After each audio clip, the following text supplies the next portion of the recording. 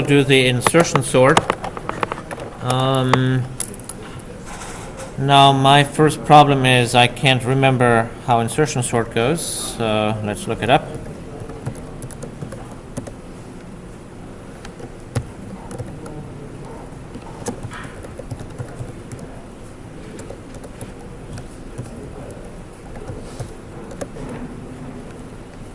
It's chapter 14.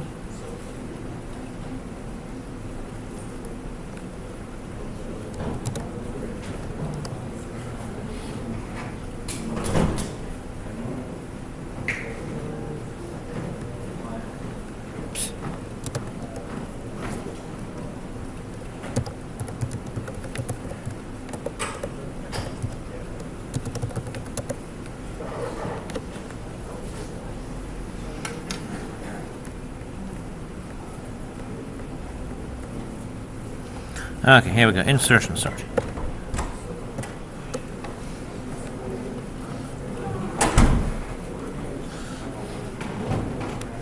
So insertion sort says that we start with an array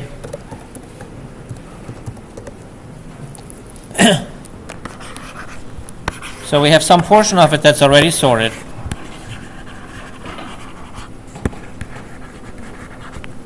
And then we have the next element here. And then what we're supposed to be doing is we're supposed to find the correct spot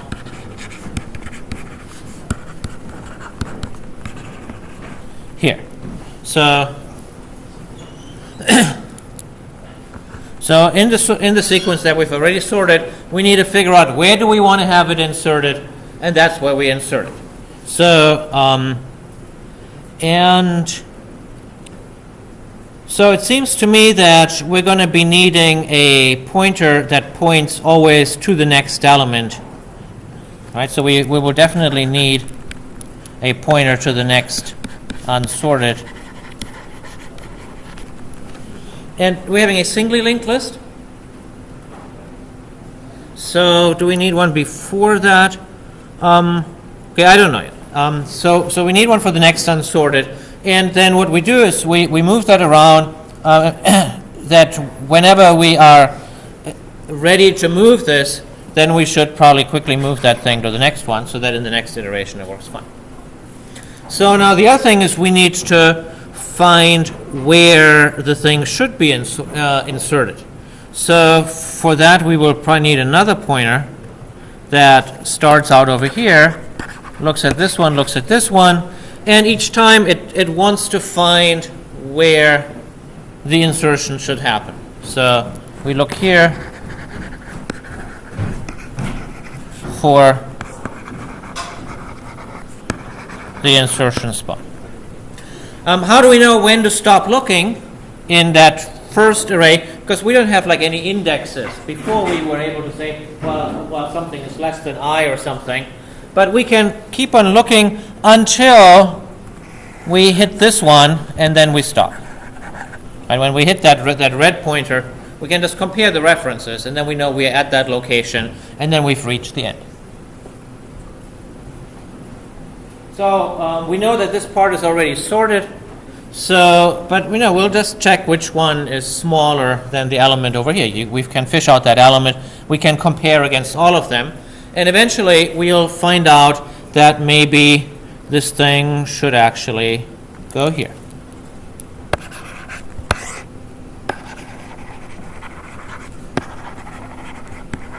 So that means that we compare it. It was bigger than the first one. It was less than the second one. And so there we have our spot. Now, so then we would have found our spot when the green arrow was at the second one. So when the green arrow was here. Now that points to an important thing. What else do we need to do in order to be able to do the insertion? So the insertion, what arrows do we need to move? Let's move a few. So this one now needs to go here. This one here, we're removing it, so this one goes here. And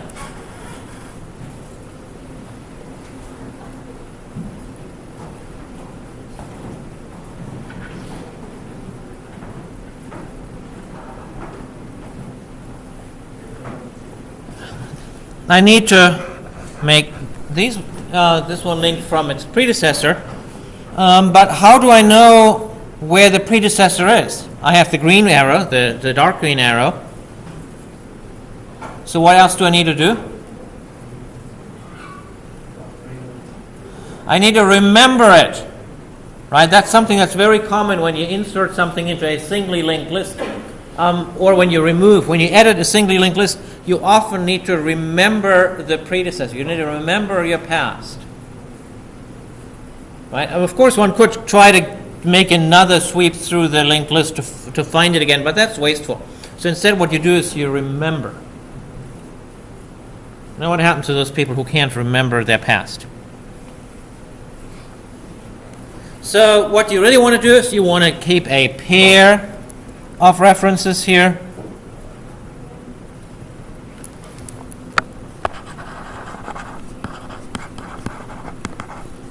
So from the previous and the current. And so then that way you have this pair of reference previous current, and then you set it, and then when you move, you update it previous current, so that you, I guess strictly speaking, you wouldn't even need the current one, because you could always say the current one is the previous next. But when I first code it up, I usually find it simpler to just have both. And then when I feel that I want to optimize the code, then I might remove the current one. But it seems simple to have it both. And finally, there's bound to be some special case. What's the special case?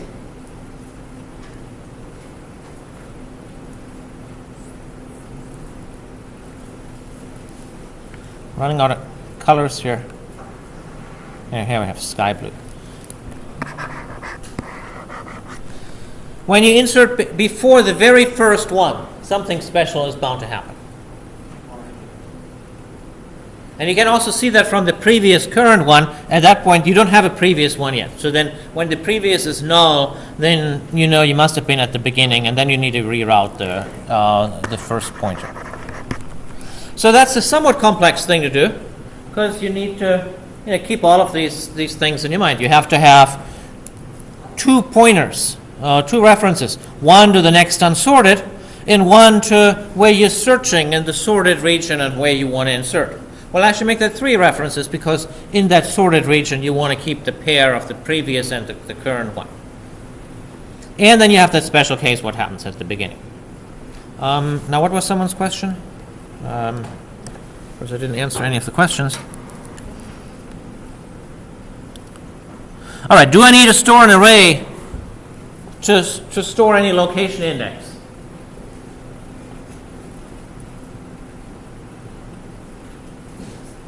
So the algorithm that I just outlined, did it need an array? Could it benefit from an array? No. If you're using an array, you're doing it very, very wrong, and you should rethink your strategy. There's no need to do an array. So you can do this, and that was in fact why I signed it, so that you can see that you can sort a linked list with OFN squared performance just as easily as you can sort an array. So sometimes people think you can't sort a linked list because, intuitively it seems more difficult to sort a linked list, right? Because you think there's all these links that you would need to break. But it is in fact possible to sort a linked list with a quadratic sort algorithm just as easily as it is an array, or just as efficiently as an array. Okay. So someone said, what does it mean that you can't call any methods? That one is actually very easy, and that is that you can't call any methods. Like, if there's any methods that you would want to call, you can't. Right? So if you have anything that has like a symbol and an opening parenthesis, you can't do it. So all you can do is you can reroute the links with your bare hands, exactly in the same way that you've done it or not done it, as the case may be, in that exam question where you had to rotate or give the appearance of rotation to that linked list. Now for the draft, it says, just do it for a list of length 2. And so that, of course, is much, much easier. And so I'd encourage you to actually just code it up so that you have something to submit. So if you just want to do it for length 2, then what's our picture here?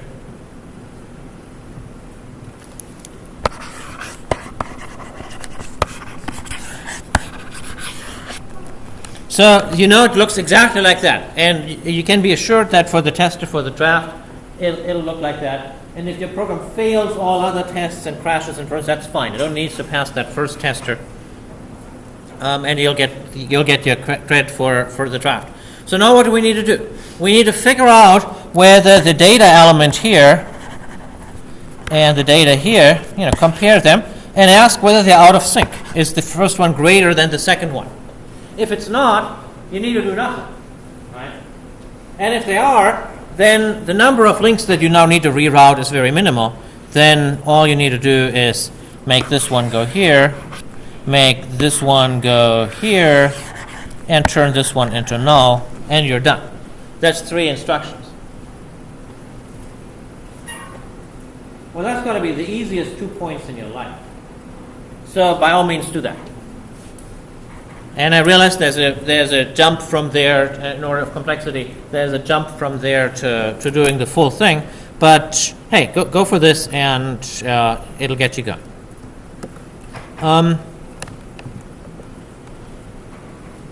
Okay, now it says, why would posting code not be allowed? I don't get it.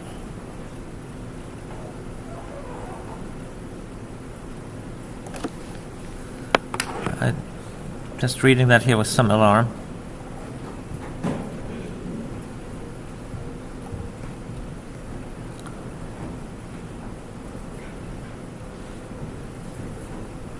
All right.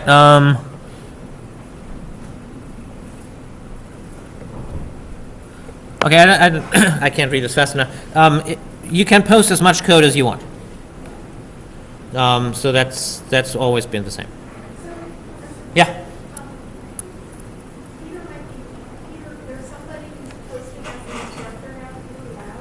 I have no idea who he is. Because he's posting as an instructor. I have no idea who he is. I'll look into it.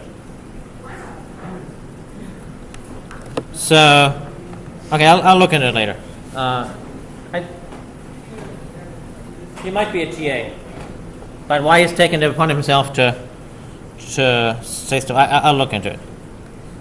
So, by all means, post as much code as you like, and hopefully it'll benefit someone, or at least just extracting the code that you want to post will help you when you formulate your question.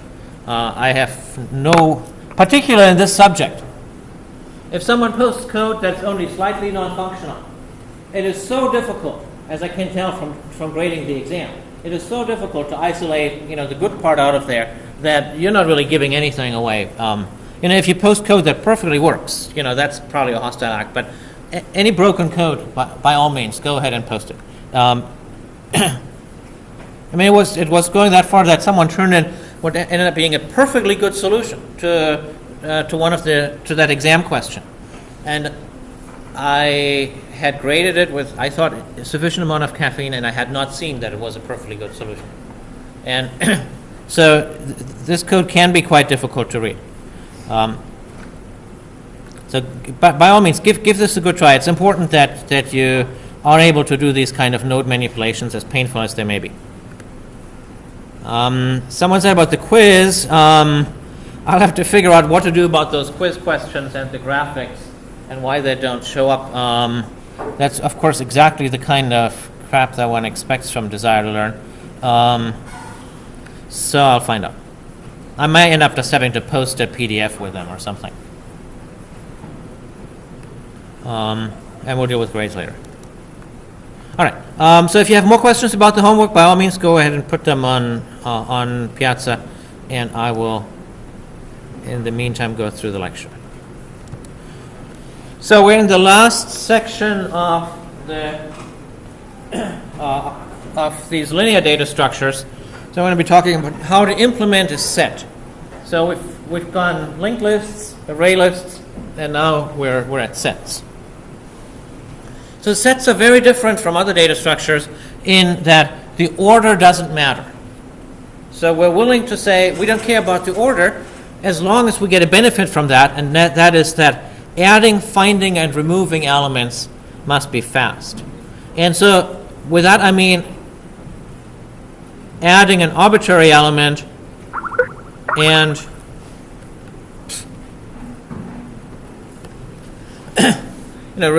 finding an element anyway. And let's think of finding first. So if you want to find an element in a linked list or an array list, your only choice is to go through the entire thing and see if it's in there. So in a linked list or an array list, finding an element takes O of n time. Now you might be lucky and actually find it, in which case you're probably going to find it somewhere in the middle. So on average, you only have to look at half of the elements. But you might be unlucky and the element wasn't in there, and the only way to know that it wasn't in there was to visit every single element and compare with all of the elements. So finding is particularly slow in a linked list or an array list. And so what we want to be able to do is we want to speed up finding. Once you speed up finding, then you can also speed up removing, because removing means to find it first and then to remove it. And then we want the adding to be in sync with that. We want the things to be added in such a way that finding stays fast. So the basic idea is very simple, and that is we want to put the objects in an array. Now think of big array. So let's say if you're storing 100 objects, you might have an array that's well bigger than 100, maybe 1,000 elements long even. And you want to put each object at a place where you know the index where it's stored just by looking at the object. So like I might be looking at that backpack there and say, that's index 513. And when I look at that backpack again tomorrow, I say, oh, that one, it's 513. And then when I would want to see if it's in the set, all I would have to do is visit element 513 in my set and see, is it null or is it that backpack? So that's the basic idea. But that sounds kind of hard to imagine that you could do this, because how on earth are you going to be able to take an object and derive a number from it so that next time you look at the same object again, it's the same number? And so we're going to be talking about that. But bear with me, there is a reasonable solution for that. So, so the assumptions that we're here making is, first of all, that it's actually fast to compute that number. If it was very slow to compute that number, then the algorithm's performance would not be very good at all. But so we want it to be fast. And the other assumption that I'm making is that backpack here was 513, and I'm going to assume that no other object in the universe has that same number. As everyone knows, that laptop there was 411. So that's good. All right, so if you humor me with these assumptions that like every object in the universe has some number that's different from all the other numbers, then we can make a set implementation very simply. We just store them in an array and store each object in its own slot. So how do we compute those numbers? So these are so fundamental that, in fact, the object class has this hash code method, and we had that in a few weeks ago, right, when we talked about the object, the cosmic superclass. And so the job of the hash code method is, in fact, to compute that one number. So if I were to call hash code on that backpack, I would get 537 or something. So it's up to that backpack to deliver that to me. So when you write your backpack class, you need to override hash code and somehow find a way of looking at the contents of it. You know, what's in the backpack? You know, there's the battery charger, the notebook, the half-eaten sandwich, and out of that it should come up with a single number, so that next time when one repeats the calculation, one gets the same number. Now, of course, we want it so that different objects get different numbers, so the job of the hash code method is to somehow spread those around. Now, as we'll talk about in a minute what happens when two of them accidentally give you the same number anyway, but remember that assignment that we had where we computed the hash codes from the strings, and it was pretty surprising how rare those collisions were. When you feed in the entire dictionary of English words, 100,000 words or so, there were like, what, 2 collisions? So it is possible in real life to make these hash functions so that collisions are really very, very rare. So here was the equation for strings, where all you do is you multiply each character with 31, and then add the next one, and you keep on doing that, and that spreads out the words sufficiently that collisions become very rare. All right, just to get this hash code computation and to get everyone in clicker mode. So it's a trivia fact that no one should ever forget, that the Unicode code for the lowercase d is 100. And so knowing that, I'm asking you, what is the hash code for the string cab, C-A-B? Yeah, that's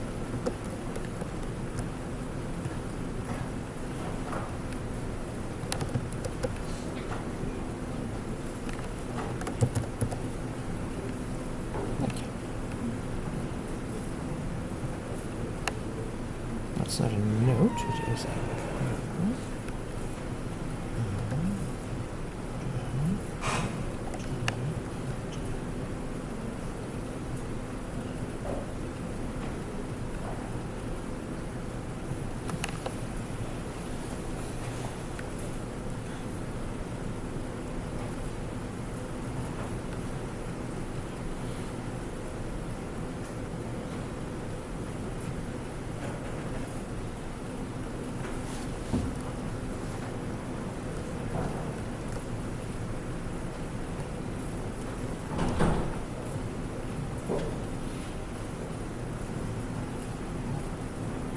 Howdy.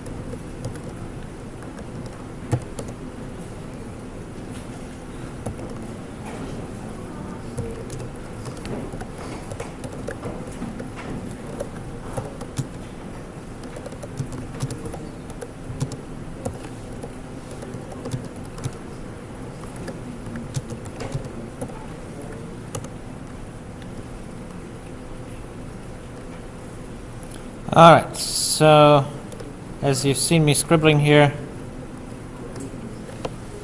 you need to figure out the codes for what A, B, C, and C are, and they go in order.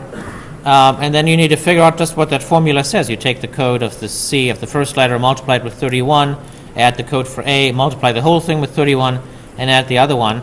And so I've run the calculator program here, and I've gotten this answer. Let's see if that's the same answer everyone got. That would be solution B.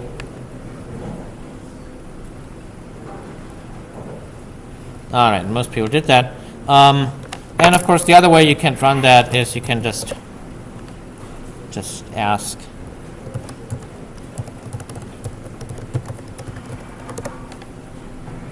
And here it is. All right, so that's easy enough. So when you want to implement your own hash functions, and you have to do that every time that you have an object or class whose objects you want to stick into a hash table. When you want to implement your own hash function, you have to look at the kinds of stuff that's inside your object, and you have to glue them together. So for example, here I have a country class, and the country has a name and an area. And then I have to turn the name into a hash code by just calling its hash code method.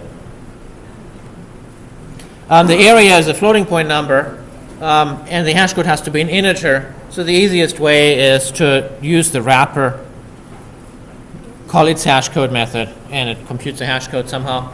Now I have these two elements, and then I multiply them and add them together. And you might as well just follow the exact same scheme that the characters do.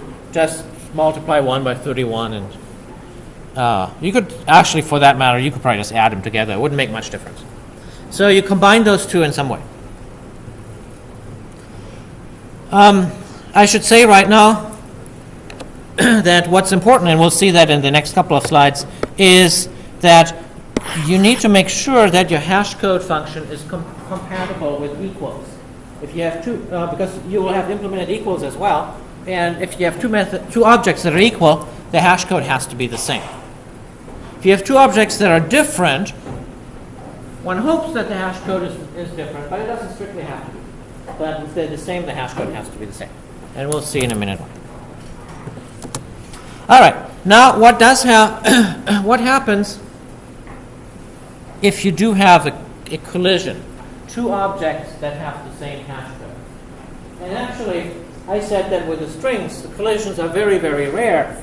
We've looked at 100,000 strings and found only a couple that happen to have the same hash code when we ran this experimentally. But in practice, you're going to have more collisions because of the following fact. When you make the hash table, you're not going to be able to allocate an array with 4 billion entries. There's like 4 billion integers, and you can't have an array with a separate slot for each of them because that would take away a lot of storage. So you're going to take a smaller one. If you have a set that you expect to have maybe 100 elements, you might take an array with 200 elements, and then you take your index that you get from the hash code, and you reduce it modulo the table size so that it fits in. And when you do that reduction, then it becomes more likely that you're going to have a number of elements that hash to the same index. And that's okay as long as there's not too many of them. Now, what can you do in that case? It's called a collision when that happens. And so any implementation of a hash set has to deal with collisions. There are two kind of fundamental ways of doing it. The first one is that when you have a collision, so you've computed, you have some object that you want to insert into the table, you compute its hash code, you find out that it should be hashed here, but oh boy, there's already another element. Then one thing that you can do is you can say, okay, I'll just put it one further down. And people do that sometimes, but it gets complex very quickly. There's a special topic that deals with it, and it's really, in practice, I've only seen it done in situations where you had very, very low memory and where you couldn't pay for, or you didn't want to pay for pointers. So it's more there as a kind of historical interest. What everyone does these days is they say, well, instead of just putting everything directly into the array, we'll just have the array point to a linked list, singly linked list, and everything that has the same hash value just gets stuffed in that bucket. So So each of these things are called buckets. So here we have a bucket of 3 elements that all hash down to 79. Well, actually, they don't hash down to 79. They hash down to something that, when you reduce it modulo the table size, all gives 79. So these ones here all hash down to something that's 65 modulo the table size. And so the way that you should visualize a hash table is an array. Many of the elements are null, meaning nothing hashed there. Many of them are these chains of length 1. And some of them are, just by bad luck, a little longer. So that's kind of what a hash table typically looks like. So how do we find an element? So we have an element, obj. We compute its index from the hash code. And we look at all of the elements in that bucket. So you have your index here. And you have a bucket, hopefully short. And now, yes, is this one obj? No. Is this one obj? No. Is this one obj? And maybe yes, and in that case you would have found it. If the answer is no, then you would know for sure it's not in there, because it has to be in that bucket. We still have to compare it with the other elements in the bucket, but that's hopefully not a very large number of elements. So the assumption here, the underlying assumption, is that when you do this, that the buckets are short. And in practice, that plays out well. And so this will work if the hash code spreads things out nicely. So if the hash codes really assume all the integer values with equal probability. In that case, the buckets are short.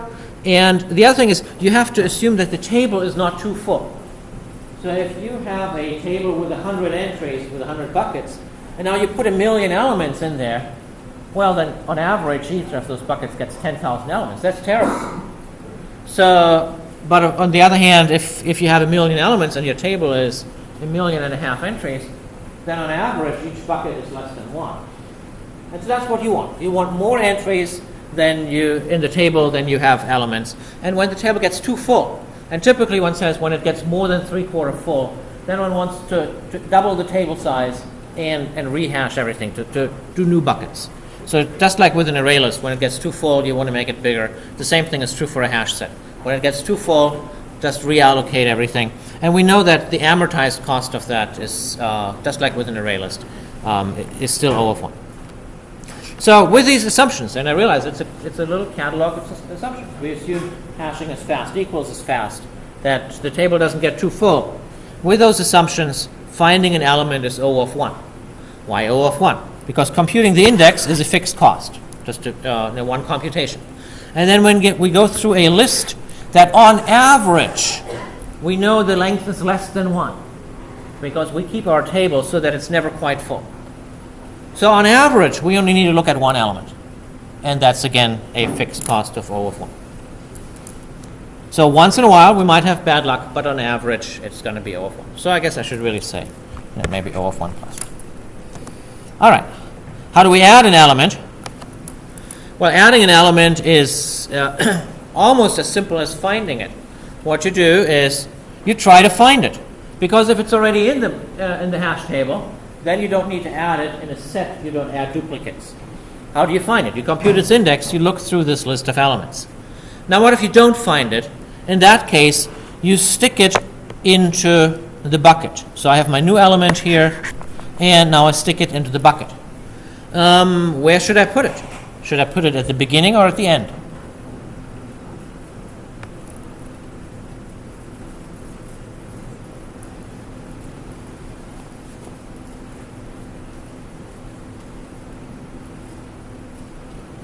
That would have been a great clicker question. Did I make that a clicker question? No. I wish I did. So the answer is, of course, it doesn't matter, because in a set, order doesn't matter. The set is an unordered collection, so I can put it wherever it's more convenient. And where is it going to be more convenient? So let's see through the implementation. So I have my new element here. I had to check, is it equal, is it equal, is it equal? And it looks like I actually have a pointer to the end, so I could put it at the end. Or it's easy enough to remember this pointer and put it at the beginning. The implementation in the book puts it at the beginning. For no particular reason, just because it saved one line of code.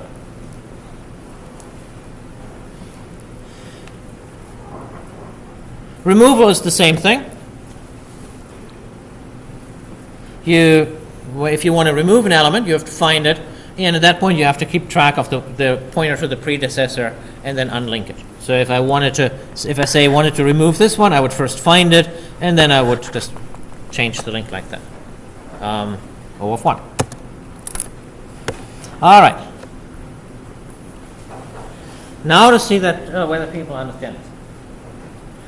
So I said before that you need to implement both the hash code and the equals method so that they are in sync.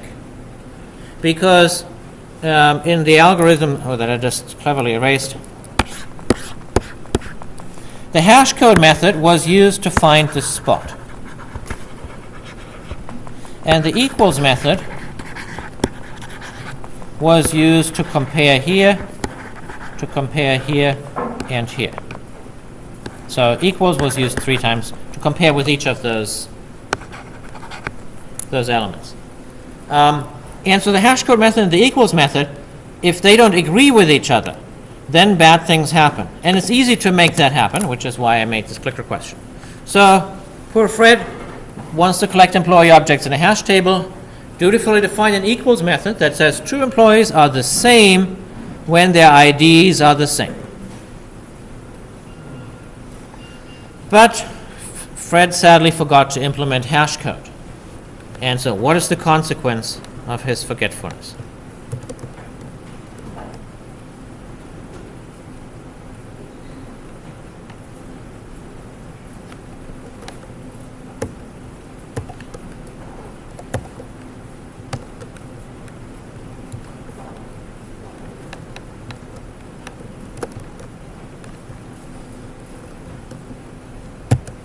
Oh dear.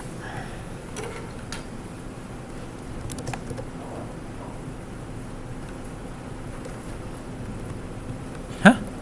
I froze Piazza.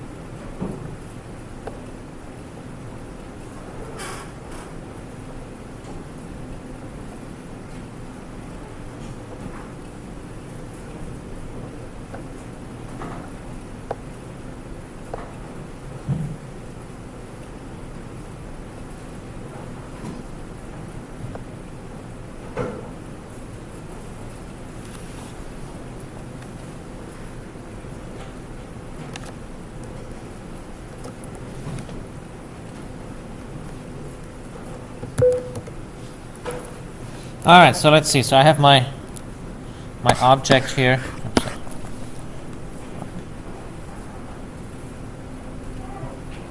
And so it has ID number like 1729. And so now we have an equals that compares IDs. And so Fred didn't define hash code. Well, shouldn't the compiler notice that there's no hash code method?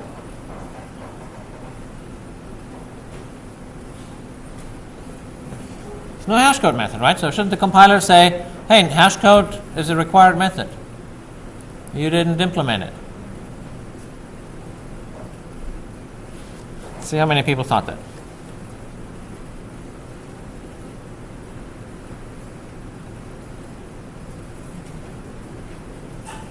Nobody thought that. Okay. Well, that actually is kind of surprising because if you think about it, that's a rational answer.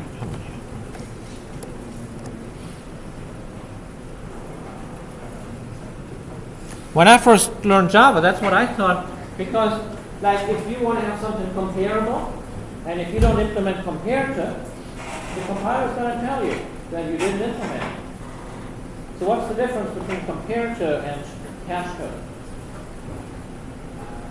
Hash code is a method of the object. Yes, so hash code has been defined in the object class. And so if you don't implement it, you simply inherit that. I'm not sure that was the cleverest way of ever doing it, but that's how they've done it. So, whereas with comparing, they said you have to go to the step of implementing the comparable interface, and it's not part of the object class. So hash code is part of the object class. What is the hash code of an object?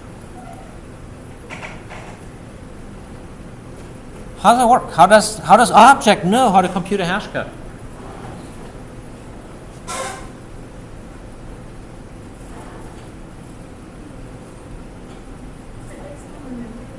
It is based on the memory location. So it takes the memory location and turns that into an integer. Maybe it just returns the memory location. Maybe it just takes some part of it. So now I have two employees, objects, that have the same ID, but they're located in different memory locations. So in this case, the hash code would be different. It might be the same, but it's likely to be different. So now let's see what happens when I add them both to a hash table. So I add the first one, and the first one ends up at some index here, and here it is. And then I add up have the second one, and it ends up in a different index, where it never compares itself to the first one. So now I have the same employee in there twice, and that's not how a set should work. So I definitely have duplicates, even though a set should reject duplicates, and that's because the hash code just was based on where the object was in memory, and it spreads them out into different buckets. Now the only question is, does this sometimes happen, or does it always happen?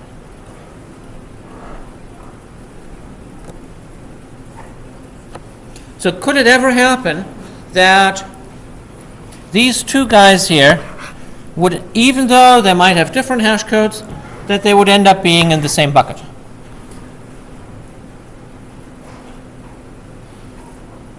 So let's say this one here had hash code 5011, and this one here had hash code 6011. Could they ever end up being in the same bucket?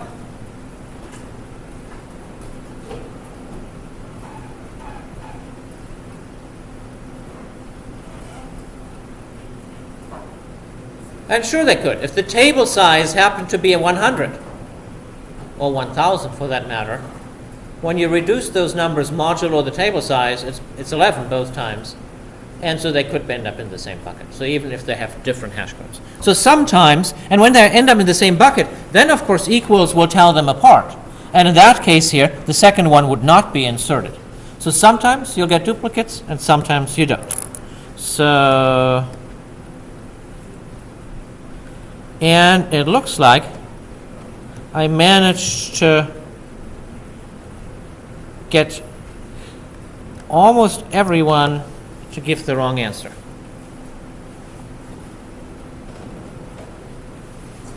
Okay, so the difference here was, is it always or sometimes? And it is definitely sometimes, because it could happen that just by random luck, that these two objects, even though they might have just different, or they might even hash to the same value. There's nothing that says that hash code gives everything a unique hash code. So the object.hash code could by itself create a collision, but much more likely when you reduce modulo the table size, you may easily get a collision. So in that case, you would only end up with one element, and sometimes you would end up with two. All right, this looks like a splendid thing for a lab, so you see that with your own eyes. And since we're on a roll, let's say next time Fred has learned his lesson and he defines hash code. And so to hash he just returns the integer ID. It's a perfectly good hash code. But now this time he forgets to implement the equals method. So now what happens? All right, let me set it up.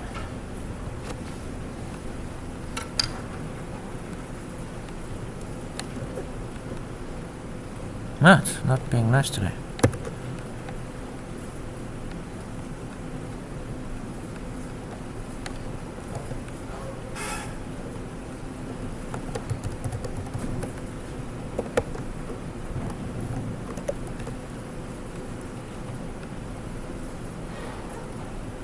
Suppose.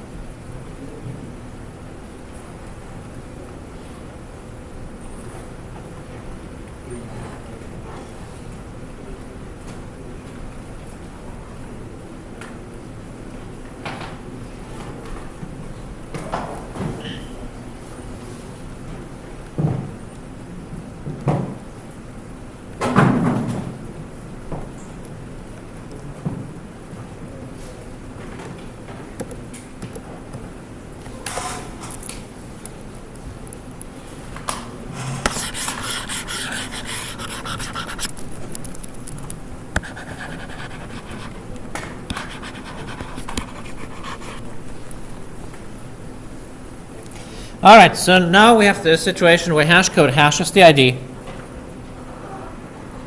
and equals is not defined. So what does equals do when it's not defined?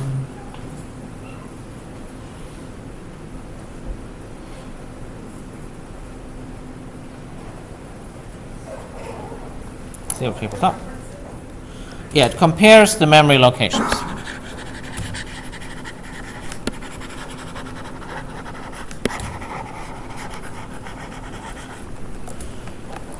So it'll say true if the objects are identical. Now in this situation here, if we have two objects that we want to consider equal because they have the same ID, they will always hash in the same slot. So they will definitely both go in the same slot. So let's see what happens when the second one goes in.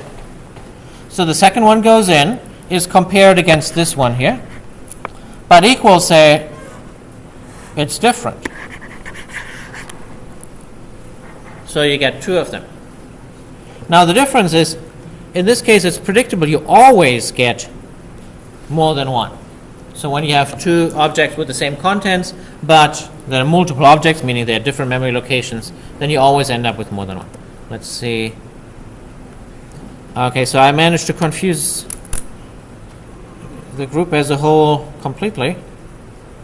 Now interestingly, why do people now think that it might be a compile time error? With equals, it's the same thing as with hash code.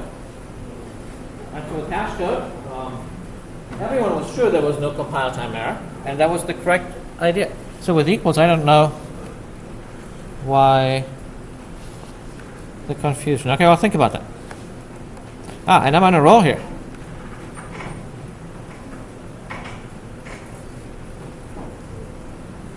Oh, yes. Oh, this is a great question.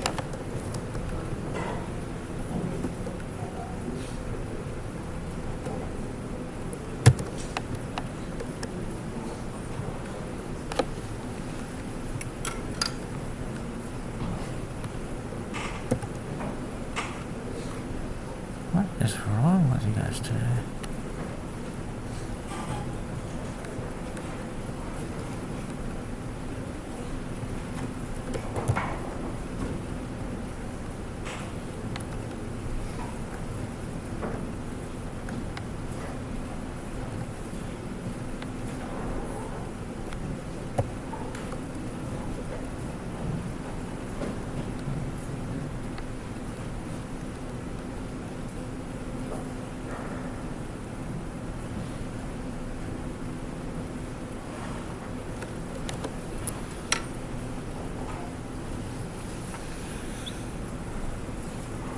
So here, poor Fred seems to be doing everything right, and it's still not working.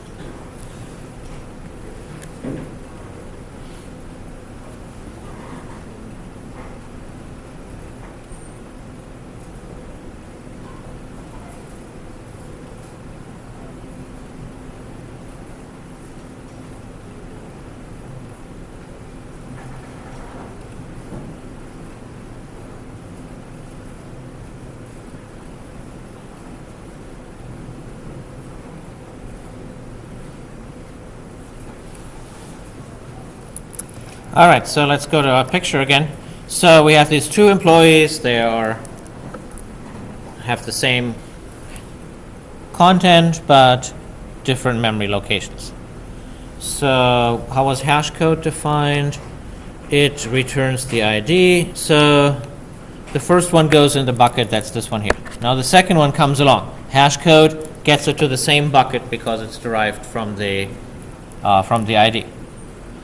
So it calls equals to check. This is the new one. This is the one that's the new one. This is the one that's already in there. And it calls equals to compare the two. What does equals say?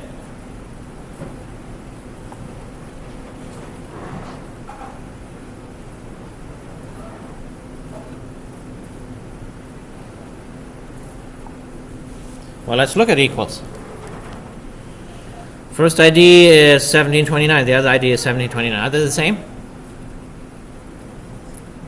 They are the same. So it should reject it, right? So what's wrong? Why am I saying it's still not working?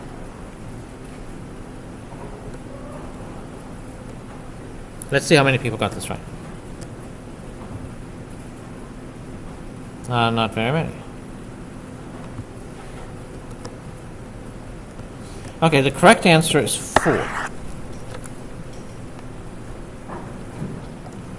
And the reason it's the correct answer is have a very, very close look at the equals method.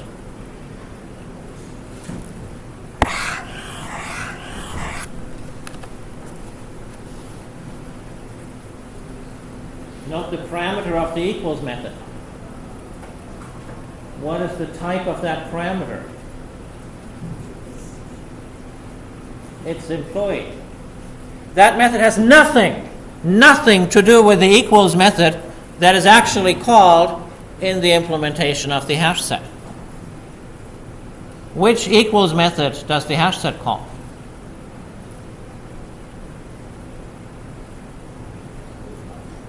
It calls the one that says Boolean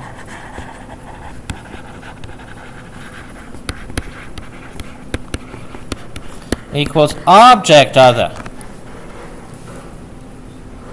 But Fred didn't write that method. How can it call it?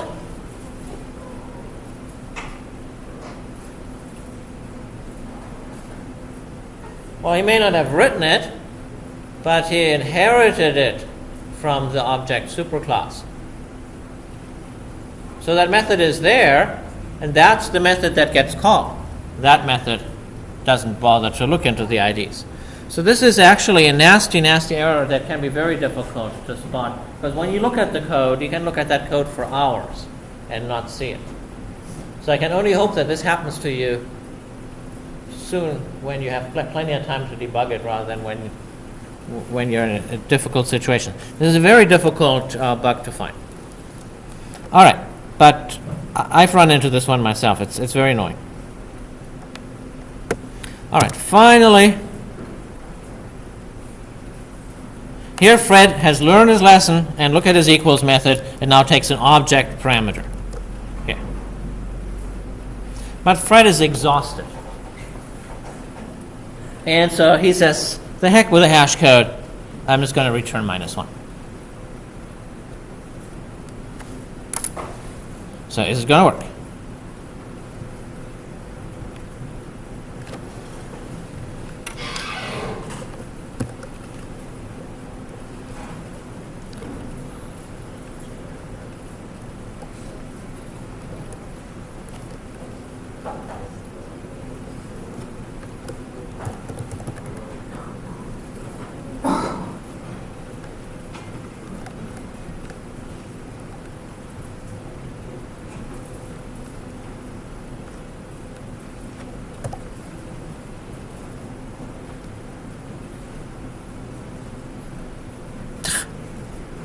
I've got to fix that.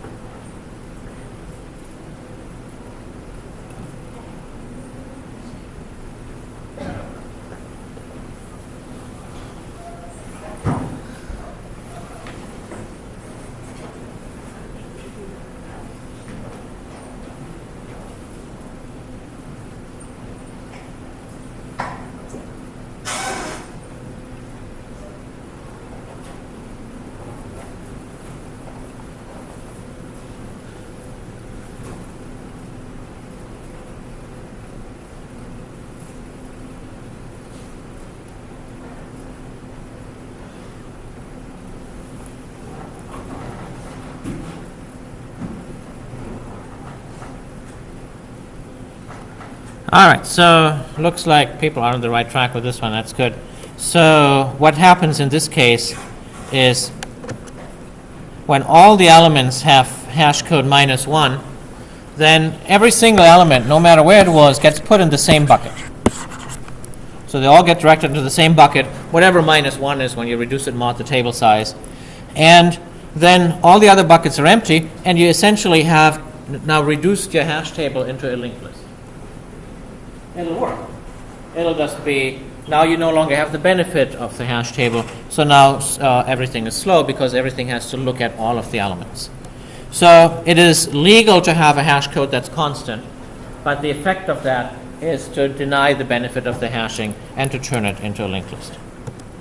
All right, I don't think I want to talk about iterating over a hash table. No, all right, I think we've suffered enough. So, so the basic picture that you really have to have in your mind is this picture, and you have to understand, that what happens hashing figures out where you want to be here, and then equals is used to do your comparison inside the bucket. Once you have that insight, then you understand everything that there is to know about hash tables, and you can reconstruct that in real time. So let's stop here and go to the lab.